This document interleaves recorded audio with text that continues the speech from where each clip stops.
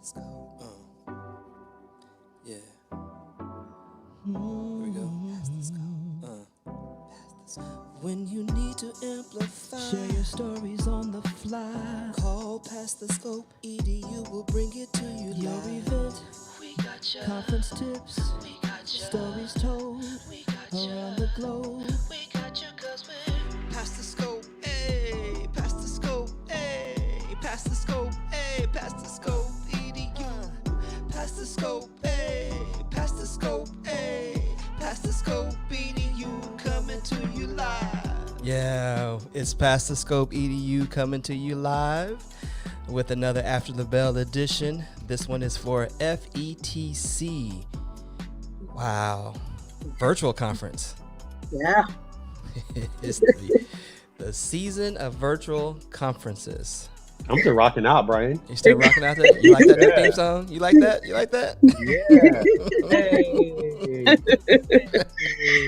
And then we have to put a heavy metal twist on one for Amy because she hasn't been able to go to her concerts. Yeah. Okay, I got you, Amy. I may need your assistance on that though. Ladies and gentlemen, this is Past the Scope EDU After a Bell edition for FETC. We have our crew, our community, a few members from our community here to basically what we want to do is break down the conference, things that we've seen, things that you may have missed because, I know you're at work. You may not be able to catch some of the conferences, but the sessions. But remember, they are available not only all day, but for 30 days after the conference as well. So you get a chance to go back and check those sessions out. Hopefully from our conversations, you'll be able to have a greater interest in what's actually being said and be able to get some really juicy stuff out of the sessions for the rest of the week. All right, I've got Valerie Lewis on with us. Go ahead, Valerie, introduce yourself. Hey, I'm Valerie Lewis. I'm an administrator in the local Metro Atlanta area, and I am so excited to unpack FETC. All right, my girl Amy. Hi, my name is Amy Storr, and I am an instructional coach in Montgomery, Texas. Excellent. And then Tatul. Hey everyone, Tatul Ntoya. I am a consultant here in the Southern California area, and I'm also excited to have this conversation with these wonderful people. Yeah, excellent. So we've got you from coast to coast, as you can tell, and of course we dominate here in Texas, but that's just how it is typically. I know we need to do something about that. It's like everything that we get on, Texas is always massive on the screen. Hey, everything's bigger in Texas, baby. Yeah, this little takeover, we got to put an end to this. I mean, Tatul, you're on the West Coast, I'm on the East Coast, but Texas, we're going to start minimizing you guys by default. Well, we'll see. Well, ladies and gentlemen, we're going to start off the show today. We're going to bring on a special guest, Jason Meyer. From Epson. We'll let him introduce himself real quick. Hey, Jason, welcome to the show. Hey, everybody. How are you? We're doing well. Good. Thank you. Good to have you, Jason. I want you to go ahead and introduce yourself to the audience. Sure. Yeah, my name's Jason Meyer. I work for Epson America. I'm here in Southern California, so me and Tatul are neighbors. I'm in LA, born and raised. Yeah, I'm a group product manager for commercial projectors at Epson America. So that one of my major product lines that I manage are the education projectors and education displays for North America. Excellent. Well, welcome. Mm-hmm. Thank you. Valerie, I'll let you go get them. All right. So today, Jason, we were taking a look at, there was a presentation today on the BrightLink projectors. And so the topic of conversation of what I gathered from the session today was truly engagement. Now, this is a hot topic button during COVID. I mean, engagement is something that we've always talked about prior to COVID, but even more so. Right now, we all have our cameras on. We are engaging. We are listening. We are trying to be present in the moment. But our teachers are truly struggling out there with Zoom land and cameras being off. And that may be all across every grade level. I'm at the high school specifically. So tell us, with this BrightLink projector and the interactive whiteboard, What is the thought process that Epson has or sees that thinks that you may have hit it right on the money during these times with this product? Yeah, I mean, the way we look at it, right, is education's going to return to normal sooner or later. We don't know when exactly, but we think that at least kids, when I say normal, I mean kids back in the classroom, right? So I don't know if it'll ever be normal again, but we from the very beginning, because we've been working with public education for decades, and we're really if you look at our install base, we have more projectors, more displays really than any other technology in public schools around the country, right? So we're the market leader. So our first concern was how are teachers going to continue to teach? So we immediately start making videos about how you can use your doc cam, because we make document cameras too, right? How you could use your document camera at home to help you teach. But then the second thing we started doing is, what is the classroom going to look like when kids come back, right? And is there a way that our displays can be useful to teachers before kids come back? Because the fact of the matter is the display's installed in the classroom, so they can't really bring it home with them. So the BrightLink display, for example, the one you're talking about, our interactive display, it's a wall-mounted ultra short throw projector, so it goes in the classroom. But what we've been seeing a few things. One is we've seen teachers that want to return to the classroom even without kids, and because they want to utilize the equipment in the classroom, right? All of their stuff is there, their technology is there. So they're teaching from the BrightLink and using Zoom, for example, to teach the kids remotely. And so we did a video on that. How can you use your BrightLink and Zoom simultaneously, for example, and include the kids at home? And then as kids come back into the class, there's a lot of talk about hybrid classrooms. So will we have part of the kids in the classroom and part of the kids at home, or is it going to be a staggered schedule? We don't really know. And it's probably going to be different depending on where you are. But we just want to make sure that regardless of the architecture of the classroom and how they come back, we want to make sure that our technology stays relevant and helps teachers teach. So that's always a challenge, the relevance. That's right. We know with technology it changes on a daily basis, and with the current pandemic, it really has pushed a lot of people forward in regards to the implementation of technology and creating meaningful learning experiences. Just real quick, how do you stay ahead of that particular game, knowing that it's always changing, but now it has accelerated because we're now in this pandemic and we know that we cannot go back to normal? Right. Yeah. I mean, one of the things we think is going to be really important in the new normal, I guess I'll call it, right, is there's been a huge proliferation in student devices, right? The districts have invested hundreds of millions of dollars into billions of dollars into student devices, right? So more students are going to have devices, and that means that schools will want to make sure that they can easily integrate those devices with the display technology in the classroom. So we have free software that we include with our products today that allow you to wirelessly project from a student device to the display at the front of the room, for example, and it does some other things. But we're also looking down the road at our roadmap, our technology roadmap, and our R&D that we do in Japan.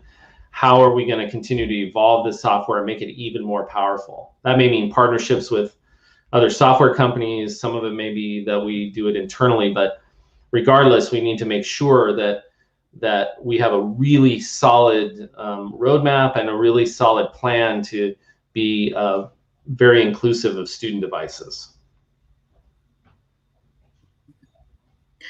Now, Jason, I also noticed that you guys are going on the display size matters Yes. hashtag. Can you talk to me about this idea of display size matters and what that Yeah. looks like, and what's the idea behind all of that? Yeah, sure. So display size matters is something that we've been talking about for several years, actually, and you know, with the pandemic, it's going to become even more important. And the reason for that is that going back before the pandemic, right? It's always been important that every student in the room can see what's on the display. So, you know, one of the great benefits of projection technology is that the cost per inch of display is much lower, right, than other display technologies. So we can, you know, we have $300 portable projectors that can produce a 200+ inch diagonal image, right? So the value for schools is very big in projectors. Moving back into the classroom during or after this pandemic, kids are going to be more spread out. That means you may have kids that are even further back in the room. So you're going to need the need for a large display is even more important, right? So, you know, we've done independent research, and there's different tools that we can use that shows how the difference in the viewing experience for students between, let's say, a 70-inch display and a 100-inch display. So I have a graphic, actually. I don't know if I can share it with you. Yeah, you can. Yeah, I can show you sort of an example of what I'm talking about. Okay. You just hit that share the screen at the bottom. Yep, there we go. Okay. Should be able to see that. You see like a multicolored graphic. Yeah, there we go. So there's this standard that the AV industry's used for years called the 4-6-8 rule. So basically what the 4-6-8 rule says is that is the viewing distance should be 4 times, 6 times, or 8 times the height of the display to get different results, right? So for example, here you see 4x distance. That's optimal for analytical viewing. So text, things that are real text heavy where you need more detail, right? The 6x distance is preferred for like basic viewing presentation. So things with a lot of graphics or pictures in them. And then the 8x viewing distance is more passive viewing, like movies and videos, right? So using this 4-6-8 rule, if you lay that out in a classroom with a 70-inch display, you can kind of see where the students land, right? You don't want to be in this red zone. That's beyond the 8x distance. So again, these distances are the height of the actual display itself and the multiplier. So this is 4 times the height of the display, 6 times, 8 times, and then beyond that. So you can see with a 70-inch display, your optimal viewing distance, that 4x, you know, only a few of the kids in the front row are in that distance. But when you go to a 100-inch display, you've got almost half the class are in that 4x distance. You've got all of the class within the 8x distance, where you've got the whole back row of this class and part of the next to last row are really out of viewing distance in 70-inch displays. So this just sort of illustrates how important it is for to have a large image in the classroom. And then if you look at, once you space everybody out, right, it becomes even more dramatic.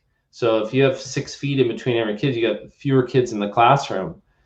Now, you know, that just carries over into this larger viewing distance. But if you have a 100-inch screen, again, you've got the whole classroom essentially within the 6x distance, which is you know, basic viewing, and then almost half the class is in this optimal viewing area.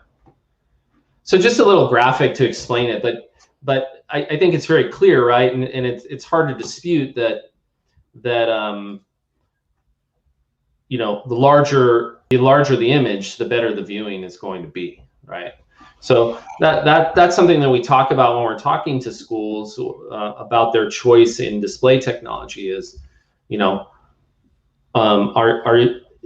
if you're working on small group work and you've got a few kids gathered around very closely to a display, well, there maybe are more options for you. But if you've got a full-size classroom with all the kids spread out, you need a big display, right? So projection becomes really important. So I got a question for you, Jason. I've been talking to a lot of my colleagues across the country, and they're about to go into this opening of the schools and this hybrid model where some of the kids are in class and some of the kids are at home, and they're wondering what are some solutions, what are some practices, and maybe get a sense from you. You kind of touched on it a little bit, but maybe you could talk about it specifically. How might Epson kind of be a solution, and this technology be a solution for those teachers in those schools in the hybrid classroom situation? Yeah. So I did a video on this very topic, which is it's showing how a teacher that's in the classroom, how she can be using the BrightLink display while she's doing a Zoom session. And you have a lot of different options. You can use some of our tools, but that Zoom actually has a great whiteboard application built into it. And it works seamlessly with our interactive projector. So when you have the Zoom session and your Zoom session can be up on the main projector display, you can open the whiteboard and start whiteboarding on the projected display. That's showing up not only in the classroom, but it's showing up on all the kids' devices at home.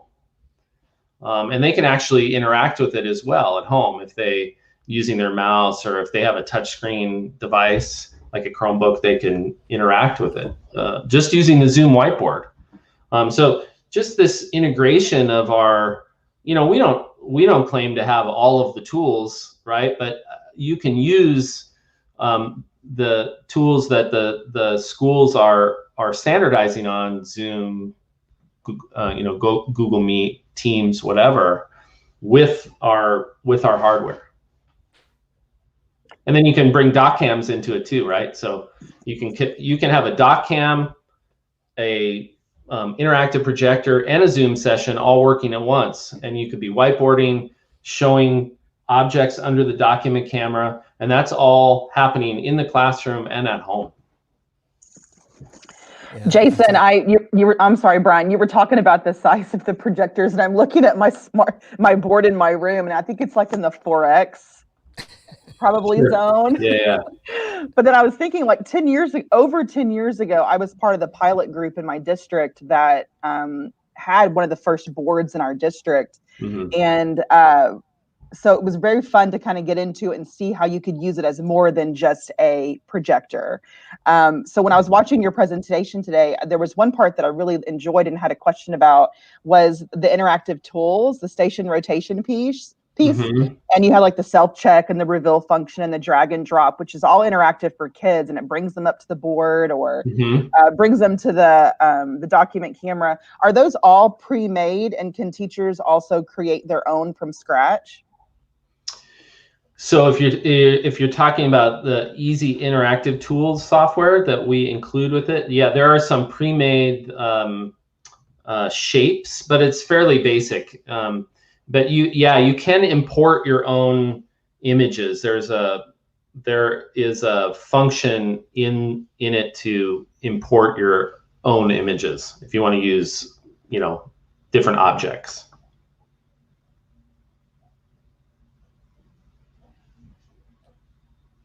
Can you hear me?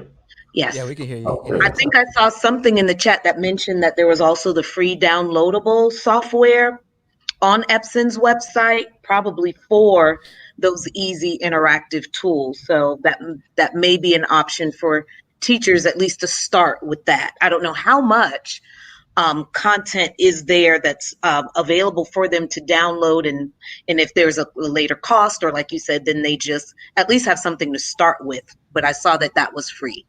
Yeah, right now that there's no cost for it. Easy Interactive Tools is you just load it on the teacher's device, and then there's quite a few tools. There's different templates. So if you're a music teacher, you can put a music template up and write musical notes on it, for example. And there's different sort of math templates that you can use. And then to Amy's point, there's different objects that you can, in shapes and things you can use, but then you can import things as well. Yeah. Well, I like the fact that you're thinking about infrastructure. You know, when we talk about implementing technology, we forget the infrastructure, and that graphic was perfect when we're looking at, we want to make sure that all corners of the room, all kids in the back of the room, the ones that don't raise their hand, have exposure to what's actually going on in the classroom. And we forget that. So I appreciate you bringing that up and what you guys are trying to do to address that particular issue inside of the classroom. We do understand that it is really important. There's some, we know that you believe students deserve a big, bright image, especially in the classroom. You know, was there some sort of competition or giveaway going on with this? I can't remember exactly what it was. Oh, at FETC, you mean? Yeah. Uh-huh. Yeah, I think so. Yeah, Yeah, I think I heard it somewhere in the Yeah, grapevine. there's a giveaway challenge, and I don't know, Jason, that we'll be able to pick a winner right today, because from what I understand, Epson's coming back again tomorrow. So, this is that dangling carrot today to get people on board and talking. And then, of course, they'll probably tell other people, but maybe not, because they want to keep it all to themselves to be the winner. But from what I understand, the challenge that you guys have put out is that Epson believes students deserve a big, bright image, especially in the classroom where students need to be more spaced out. And so the challenge says, if you believe this too, you must tag at Epson Education and tell us why you think #display size matters for your chance to win an Epson projector. So those of you listening, once again, you must say why you believe that a big, bright image, especially in a classroom where students are going to be more spaced out, and this display size matters for a chance to win. So if you guys followed us when we were doing the After the Bell series for the Leading Equity Summit, you understand that the questions and your responses must be substantial. So you can't just give us, Fluff. No fluff. You can't fluff the answer, and in return you get a projector. So this is a big box item that's going to provide access to students and create engagement for students. And so definitely we need you to tag at Epson Education in your response. And you may do that via Twitter. And that will kind of allow us to keep that engagement. Jason, is there anything you wanted to add to that in terms of the giveaway challenge, or maybe specify to us what type of projector is going to be given away?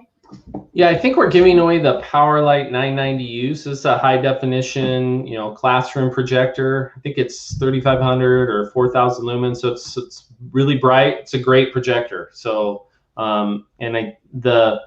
the retail price of the projector is around $800. So it's a good value. Absolutely. So $800 worth of a response, guys, is what you need to tweet at this point. And definitely make sure you tag at Epson Education in that as well. Well, Jason, we really appreciate you taking the time to kind of speak with us today and share just what you shared on, FETC Live. I don't know if any of our co-moderators have anything else they'd like to add to or ask before we bring on our next guest. Unmute to I'll- Yeah, sorry. I think that this display size matters is really important when we talk about access and accessibility. The Yeah. keynote today kind of talked about that a little bit, but when you brought that graphic up, I was like, wow, that's really interesting. And just as Amy was saying, all of us had had projectors in our classrooms, and I've never really thought about the size of the screen, and how does that impact all the students. And being someone who's always worn glasses and never really sat in the back of the room because of that, I wonder how those things, that display size matters conversation, really impacts the learning of our students and their engagement. If they can't see, they're not really getting engaged. That's So right. that's a really important conversation. Yeah. It seems like every day since this pandemic started, I really think every day something happens where I'm like, I never even thought of that. And today, once again, you shared that graphic, and I looked at my board, and I was like, oh, I'm in the 4 times. I Never even thought of it. Yeah, I mean, that the worst graphic thing was spot on.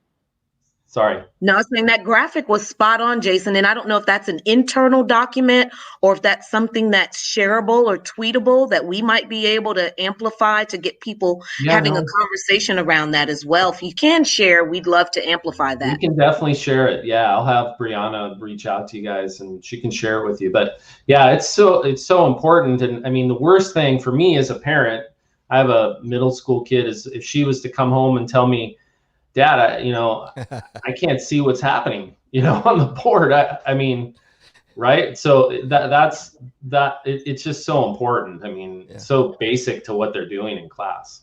Yeah, you're right. I was doing a brief observation earlier this week, and it was a smaller size classroom. So not even your standard size classroom. And the young man that was seated in close proximity to the teacher's desk, which was right next to the projector, and the teacher called on him to read. And of course, his response was, I can't see. So I watched him lean forward, and he was squinting as hard as possible to see. Now, Tatul and I, you can see on screen, and Brian, we have glasses to assist us, but a high schooler may not want to wear their glasses, even if they have a prescription one, because, it's just not cool, or what my peers may think. And so just thinking about, well, how long did he sit here not being able to see this PowerPoint that the teacher, until the teacher literally called on him, and had the teacher not called on him, wouldn't even know this child can't even see what you're projecting and talking about. I know. So yeah, it's crazy. Yeah, important. So all the blessings that did come out of the pandemic is that it forced us to realize some things that maybe we did take for granted. I know we can count all the many ways that the pandemic screwed us over, but I think what it really did was force us to take a look at our own practices, our own beliefs, our own biases, and really putting kids at the forefront. So I think that, we'll be better for it. I do too. I think it's going to push the envelope of accessibility for kids, right? Like things that we've been talking about for years, it's just forcing it to happen. So yeah, I totally agree with you. Absolutely. Well, thank you again. Yeah. Thank you guys. So great talking to you. Right. Absolutely. And we'll be watching that hashtag, and maybe by tomorrow, after our next Epson guest comes on board, we'll be able to get some meaty responses here and determine a winner. Great. Thank you so much. You guys have a great day. Stay well, huh? Thanks, Yes, Jason. you as too. well. Okay, Thank you. All right. Once again, thank you, Jason Meyer, for coming on with Epson. To be honest with you, I had a lot of thoughts when I saw that graphic. Yeah.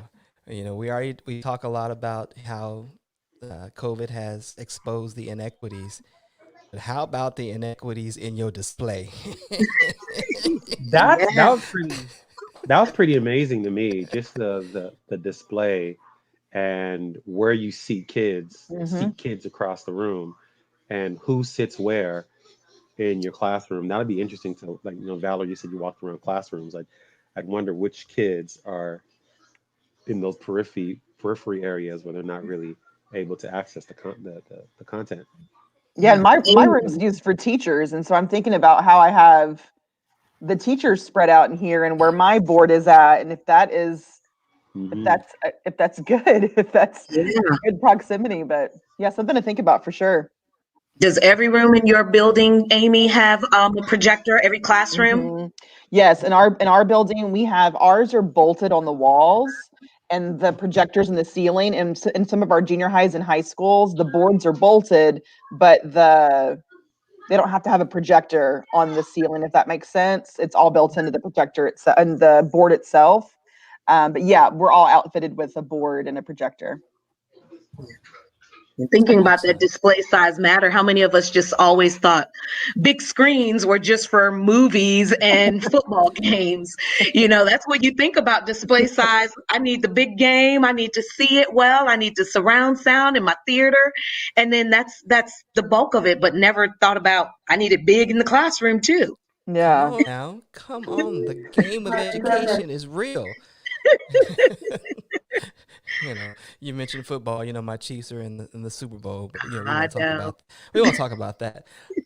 But you know, going back to what Amy was talking about with her TV, I remember when that became the biggest craze. You know, getting the interactive monitors to be able to wheel around the room or station wherever the case is, because it had all this interactivity. Did we do an injustice there? I mean, it became cute, but did we increase the lack of engagement or increase the inequity issues when we went to that particular type of device? Because innovation said to do so. What do you think? Yeah, I pose that question.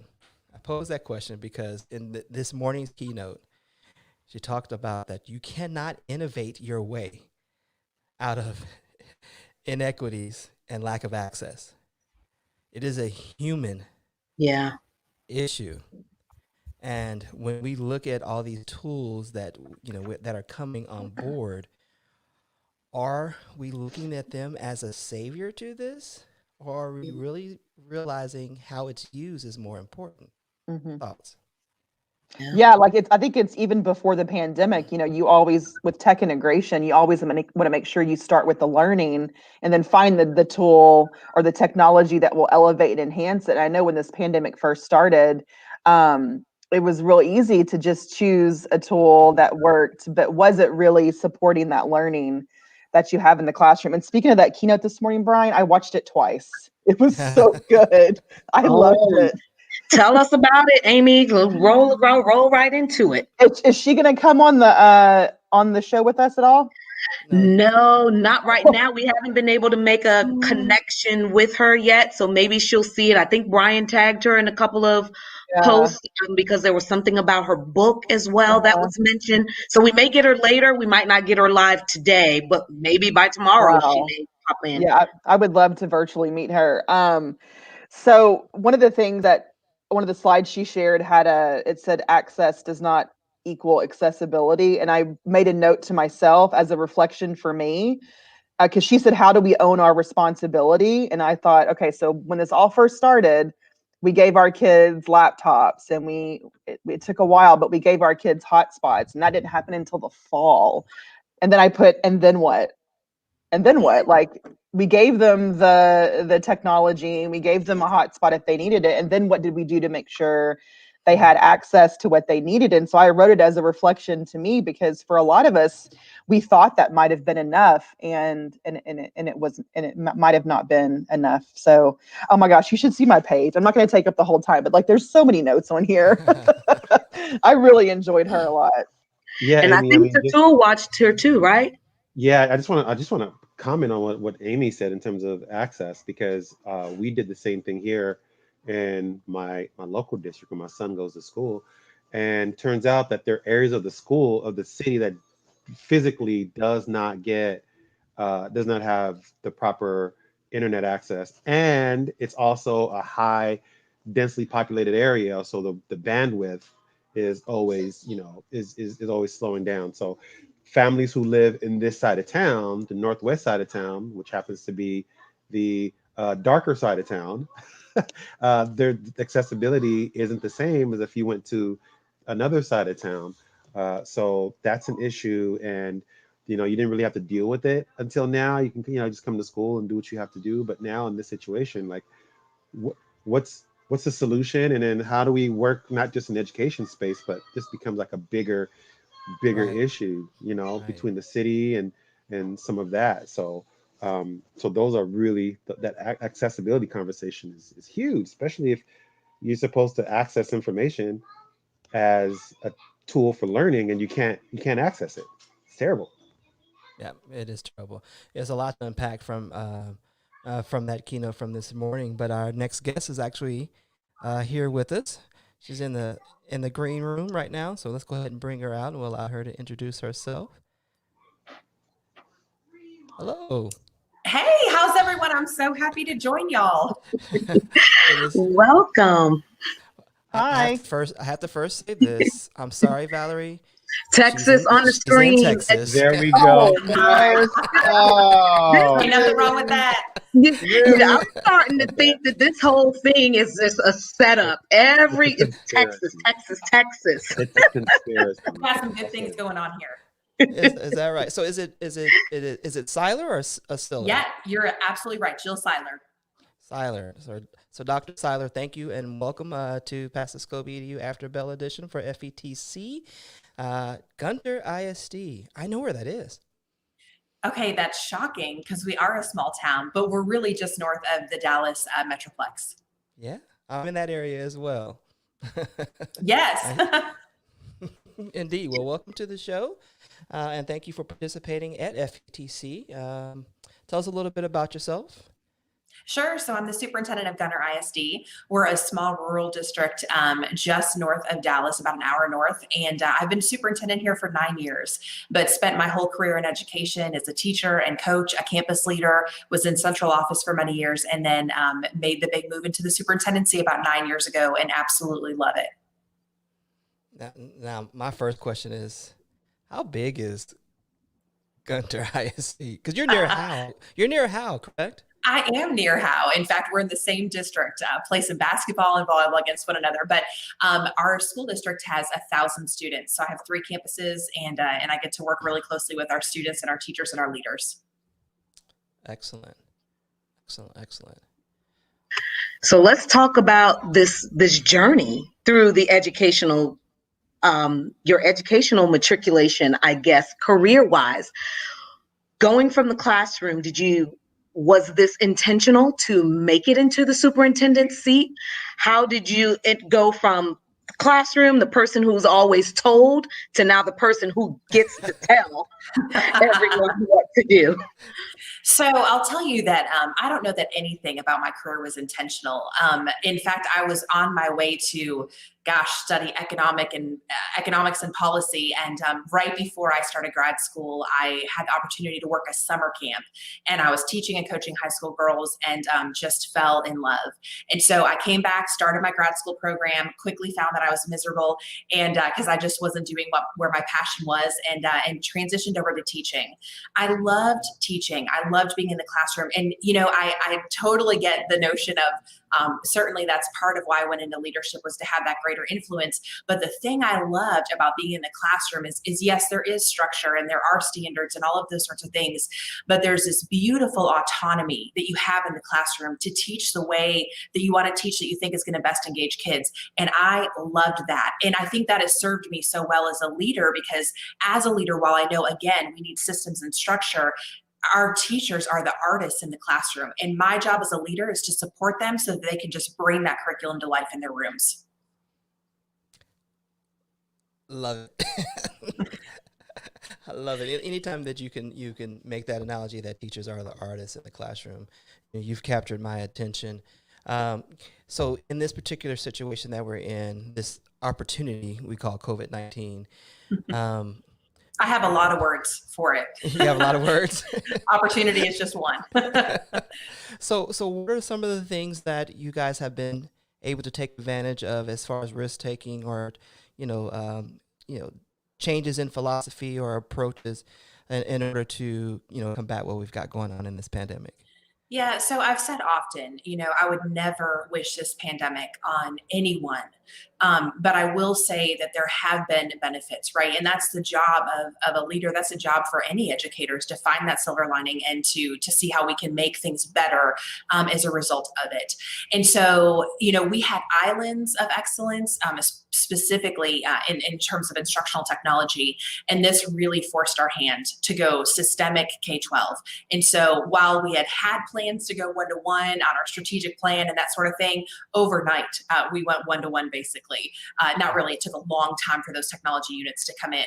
But it really helped us in a way of just bringing people to a new level of familiarity with technology. It really taught us some lessons about professional development and really changed how we thought about professional development. It used to be, we had to plan this day or this event. But, when you're in that fight or flight survival mode, we really found that just small chunks of information that layered over time, giving teachers choice in terms of finding where their skill level is and then allowing them to enrich their learning by bringing in choice was super effective. And I think that's really changed how we're going to work with teachers moving forward. So very excited about the work that our teachers have done and the growth that we've seen on our campus, the way that we have been able to battle the equity, which wasn't a matter of us not wanting to do something about it, but knowing that there were massive financial implications if you chose to do some of the things that we ended up choosing to do. And fortunately, some of that funding is coming back to us now that will hopefully help moving forward. I have a question. We talked before you came on. We were talking about this conversation of access, and in our district, sometimes you get insulated, and you think your problem is you're the only one dealing with this problem. So I'm wondering, what are some of the challenges you guys are having with access, and what are some solutions that you're seeing bubble up because of this pandemic? Yeah. So I'll tell you that I wish that that everything was perfect. But as we have this podcast, I'm like literally Jimmy rigged up a system with my laptop on a stack of books where I took my camera and took it away because I was having so much tech issues. And I'm like connected to my Wi-Fi on my cell phone. Even though I'm in my office, we've had so many issues. So technology connection is real. And apologies if my connection is slow today. But, some of the things that we did, we just had to think outside the box. And so first of all was making sure that there was equity in terms of when the pandemic hit in March, we did not automatically jump to remote. And I think that was important. We were very thoughtful and purposeful about that, but we were not ready. And so we took that time. We gave our students a week just so I could have my teachers one-on-one and not have them have to worry about those things. We were feeding students and supporting students in those ways, but I needed my teachers just to be able to equip them and bring them to a place where we could make this transition. And then we took a week of paper pencil, right? So everyone had work to do, but there was at least equity across the board within that. And that gave us time not only to ramp up our systems to provide remote learning, but also to start to bridge this gap. And so for us, that looked like things like buying egregiously expensive at the time. We have now moved into better contracts, but at that time we were held hostage and had to find units somewhere. But individual internet units for families, and sometimes it took 3 and 4 units per family because our access out here was not as good and we didn't have unlimited data plans. Our state has since come through with Operation Connectivity, which has provided much better services for our school districts. But at that time, we were grasping onto anything. And so we were buying units, we were buying hotspots, we were deploying everything we possibly could to any kid in need who had it, which all worked well until the fall. And in our context, our case counts are extremely low, and we brought our kids back face-to-face and offered remote. But because we had pushed out all of the technology to the students who needed them, we had no more technology in the schools. And that made it really challenging because we weren't one-to-one yet because our devices hadn't arrived, but not enough of our kids had devices. Like they might have had a desktop at home, but they can't carry that to school with them. And now our teachers lost at least the small piece of technology that they had, like carts of units that they could share amongst one another because they were all deployed. And we found ourselves in the fall back in the Stone Age without any access to technology across the board. And that caused even more equity issues, even though we were trying to solve that equity problem. And so we're at least on the other side now. We're fully one-to-one. We have internet access to the people who need it, but there still are issues that we're working through. Hi, how are you? I'm great, thanks. So I'm a small town girl too. I'm from a little town called Finette, Texas, with Love it. three schools, elementary, well, maybe four, elementary, middle, a 5th grade campus, and a high school. And it's been the same since I was there. So I wanted to ask you about social emotional learning for your teachers. What are you doing as a leader in your district to support your teachers throughout this then and now and beyond, and taking care of them? Yeah, so huge question. And if we are not attuned to that, to the social emotional wellness, not just of our students, but as you so perfectly said, to our staff as well, we are going to be in a world of hurt after this pandemic's over. And so for us, it was a matter of just putting the premium of care on our people. Like that had to be first and foremost, making sure that our kids were being fed, like all of those needs were being met. So just looking back, first of all, I'd say part of it was making good decisions. So the way that we layered in to move into remote instruction, instead of just expecting people to be able to do it and then doing it poorly, we were very thoughtful about the design that we did for the spring. Even things like offering our teachers internet stipends in the spring, because we knew that they were working from home, and our board approved that to give them just a small stipend for a few months to do that. And then coming back to the fall and realizing that we were going to have the majority of our kids back face to face, because that's what made sense for our community. But we also wanted to offer remote instruction for the students who felt like they needed to stay home. And then I had to make this really difficult decision, because what we did in the spring ultimately was fantastic. We provided asynchronous learning. Our teachers were trained on how to create instructional videos, post those videos, create engaging activities, and all of those sorts of things. But that's a full-time job. And now I'm going to ask them to do that full-time job and teach face-to-face? No. And so, but we're not large enough to set aside teachers for just remote learning. And so it put all of the smaller schools in this really precarious position. So again, going back to social emotional wellness of our teachers, like I had to make that hard decision to say, we are not doing this. Even though the remote side that we offered in the spring was great, we cannot sustain it and have our teachers teach full time. And so we made some different decisions with that. It's things like, we switched our calendar midway through the fall to go to a 4.5-day school week, so that I could provide a half day on Friday for my teachers, just to plan to support our remote learners and all of those sorts of things. So in doing things like, in my district, we were able to do a retention stipend in December, and just talking with our school board about how difficult this has been and how much time our teachers have put in. So it's helping people on all levels, making purposeful and thoughtful decisions at the beginning, finding financial ways to assist and support, and then, having an open ear to listen to what the challenges are and then respond to those. That protection of time is like, that's the one thing. Like when I was a classroom teacher, and now even as an instructional coach, even as Valerie as a principal, like everybody on the screen, that time is precious. And so when you can protect that by giving your teachers a half day every Friday, like, wow, that's kudos to you. I love it. Thank you. And I'm wondering. Jill, yeah, I'm proud of you, Jill. Thank you. Yeah, I'm wondering what are some things that this pandemic is gonna eventually be behind us, and we're gonna be kind of going forward. And I always wonder, what are you thinking in terms of, as moving forward, some of the learnings that you've had that you want to take with you as we move into this new post-pandemic space? Absolutely. So I think that, like I talked about in terms of how we think about instruction, and certainly from a policy level, I hope that our state considers that as well, because for so long, every, funding has been based on student attendance, which has been based on seat time.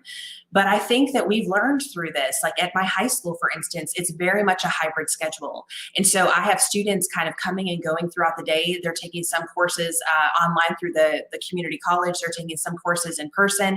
And we found that has had some huge benefits. And so just really wanting to be able to continue to think creatively about how to meet students' needs. Now, was being solely 100% online the best environment for my kindergarten students? No. Maybe for a 5th grade student, efficient? Maybe not, but are there ways that we can think differently? And certainly leveraging instructional technology in the classroom is part of it. And I think, that was as hard as the fall was that I mentioned in terms of realizing we didn't have technology for our teachers, there was a part of me that was like, oh man, like we've made it. Like if we don't have it and they are like super upset, like we are now at the place that we need to be. And so that was a really good sign for me. We'll never be the same again.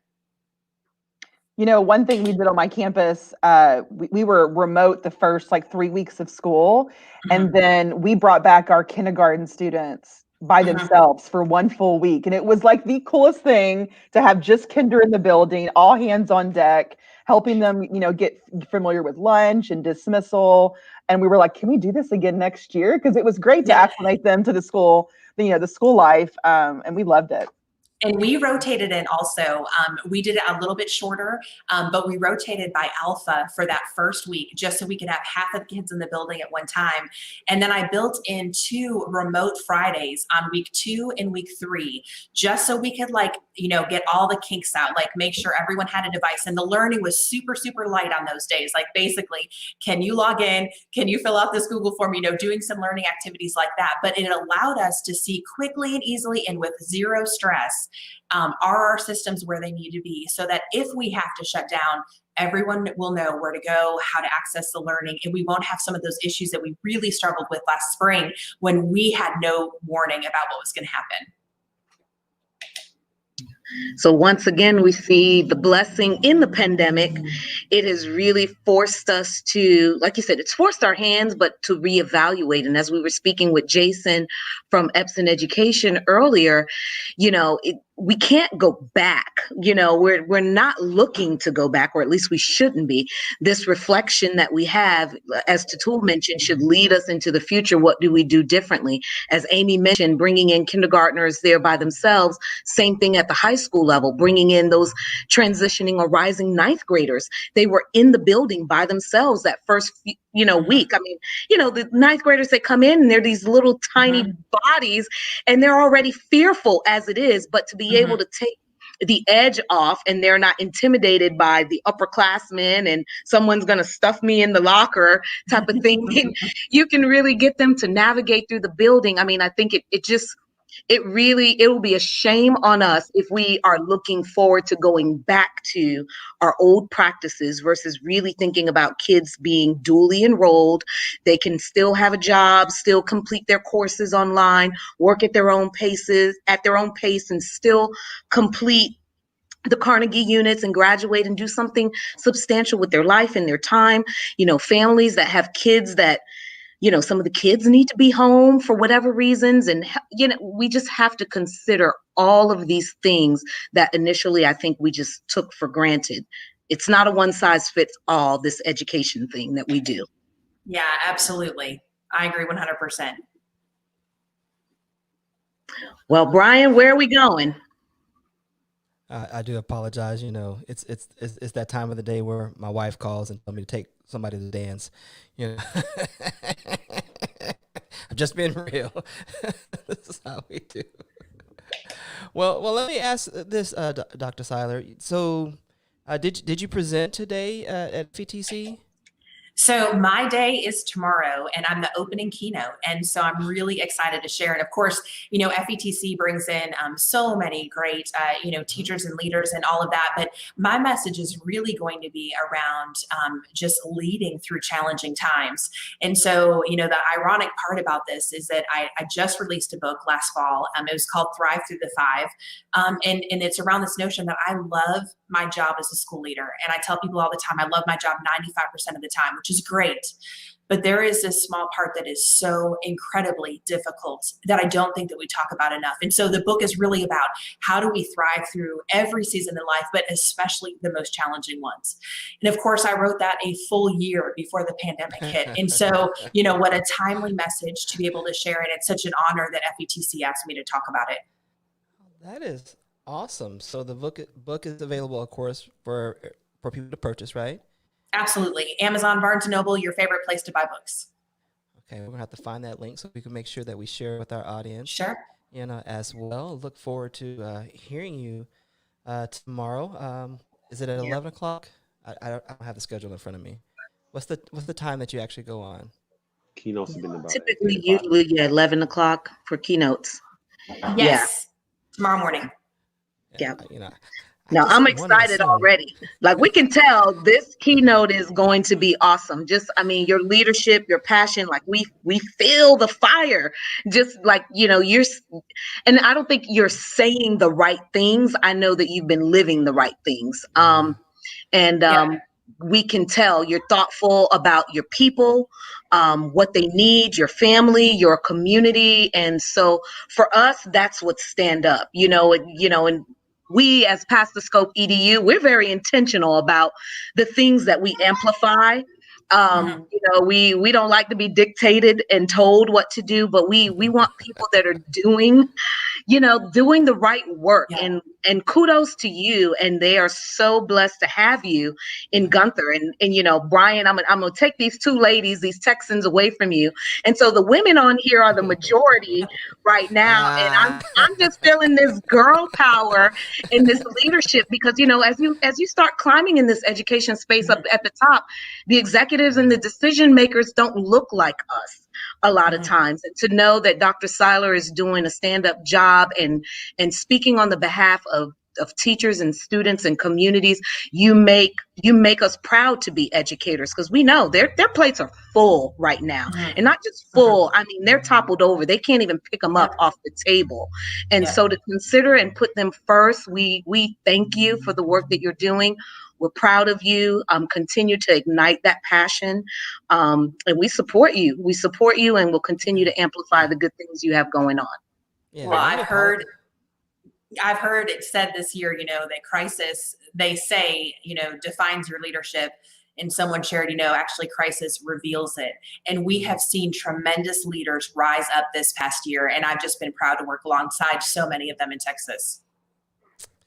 That is wonderful. I was going to apologize because you're not too far from me, and I'm just now being introduced to you. So, and we pride ourselves on amplifying those powerful voices out there. So, we're glad to have made your acquaintance now, and we'll be sure to follow you and continue to amplify your work and your voice throughout this entire process. So, like I said, we'll be sure to get the link to your book and share with our audience as well, and we'll point folks towards your keynote tomorrow morning.